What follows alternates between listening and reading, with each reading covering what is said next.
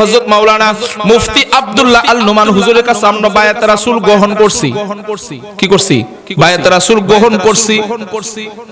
আমরা ডাক দিলে এখন আল্লাহ শুনতেও পারে, নাও শুনতে পারে, কিন্তু যখন আমি বলবো আমার মহান মুর্শিদ কিবলা আল্লাহর ওলির উসিলা কইরা আল্লাহ আপনি আমার দোয়াটা কবুল করেন, দেখবেন আমার আল্লাহ ওনার ওলির মাধ্যমে বন্ধুর খাতিরে আমার আল্লাহ দোয়াটা কবুল করতে পারে কি পারে না?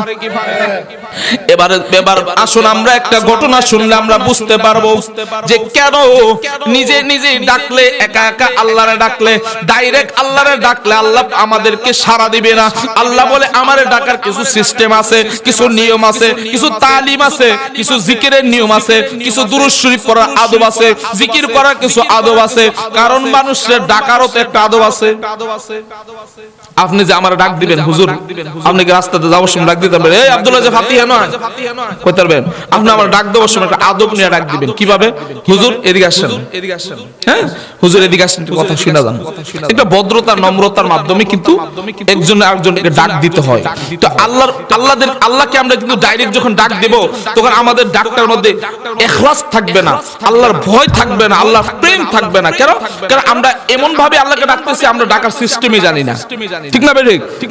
ওই সিস্টেমটা যারা শিক্ষা দেয় তারাই আল্লাহর ওলি করে। জোরে বলেন সুবহানাল্লাহ।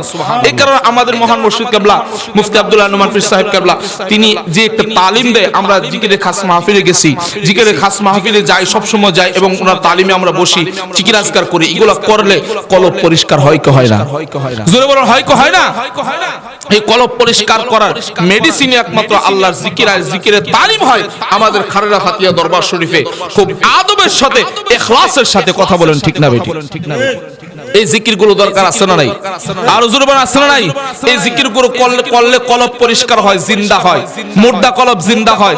আল্লাহ বলেন যে ব্যক্তি জিকির করে, যে জিকির করে না, আমার রাসূল পাক সাল্লাল্লাহু আলাইহি ওয়াসাল্লাম বলেন যে ব্যক্তি জিকির করে এবং যে জিকির করে না তার মধ্যে জিন্দা এবং মৃত ব্যক্তির পার্থক্য। আল্লাহু আকবার বলেন। আমরা জিকির করি না, অনেকে দেখবেন যে হ্যাঁ এটা নিয়ে সমালোচনা করে, জিকির করে না, সারা জীবনেও একবার বছরে একবার সে জিকির করে না, কিন্তু এটা নিয়ে কি করে? সমালোচনা করে। এই জিকির না করার কারণে বুঝতে পারবেন যে তার কলবটা মরে গেছে। তার কলব কি হয়েছে? মৃত কলব। মৃত একটা মরা মানুষ যেমন তার কলবটা এরকম হয়ে গেছে। আর যে জিকির করে তার কলব সবসময় পরিষ্কার থাকে, জিন্দা থাকে। জোরে বলেন সুবহানাল্লাহ।